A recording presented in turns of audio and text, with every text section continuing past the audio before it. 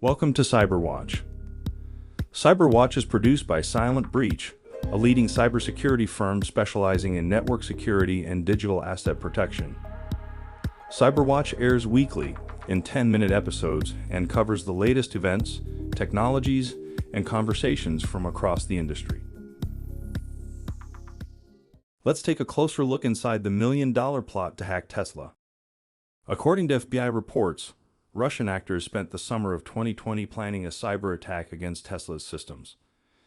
Here's a play-by-play of how the plan unfolded, along with 3 lessons we can all learn from Tesla's close brush. Lesson 1. Cybersecurity is not just for the IT department. When Igor Igorevich Kryuchkov, a 27-year-old Russian national, attempted to penetrate Tesla's systems, he didn't spend years combing through millions of lines of Tesla code or designing a state-of-the-art decryption algorithm. He did something far simpler, much quicker, and vastly more damaging. In fact, Kryuchkov's method didn't require any technical training at all and could have been executed by just about anyone. Kryuchkov offered a Tesla engineer $1 million to insert a malware-loaded thumb drive into a computer at the Nevada Gigafactory. That's it. In one fell swoop, the hackers would have had internal access to Tesla's systems, allowing them to exfiltrate corporate and network data. And if Tesla is like the majority of ransomware victims, this would have led to tens of millions of dollars in ransom payments and billions more in reputational damage. Lesson 2. Insider threats are among the highest risks facing organizations. The only reason that the plot was foiled is because the employee that Kryuchkov approached went to the FBI instead of claiming his $1 million bounty. In other words, the greatest cybersecurity threat facing Tesla was not a technical or infrastructural vulnerability, but rather a purely social variable.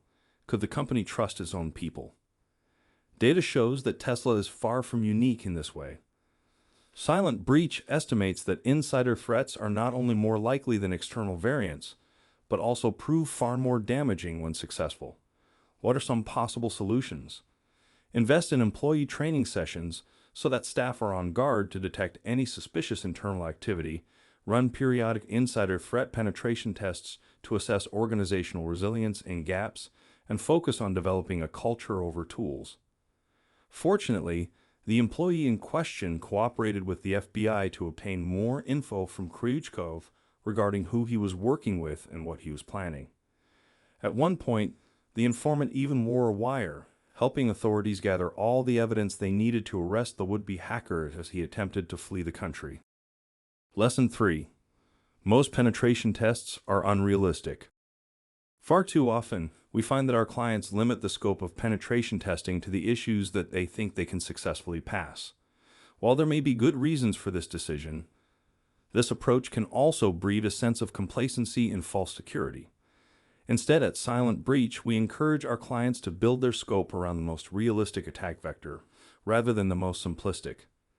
The Tesla case serves as a perfect example. Having an airtight network wouldn't have amounted to much had the company not created an environment in which employees felt comfortable and willing to come forward with potentially damaging information.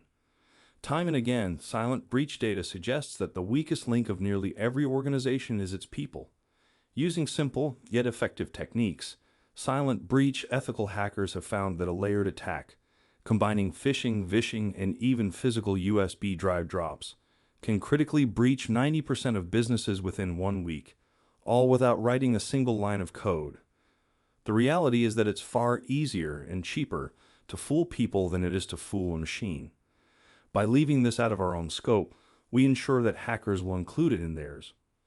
With that in mind, we encourage every organization to think like their attackers, consider their weakest links, and turn that output into the scope of their next security tests, resource allocations, and training sessions.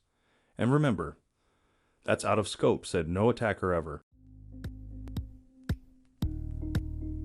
Thank you for listening to CyberWatch, a Silent Breach podcast. Stay tuned for weekly 10-minute episodes.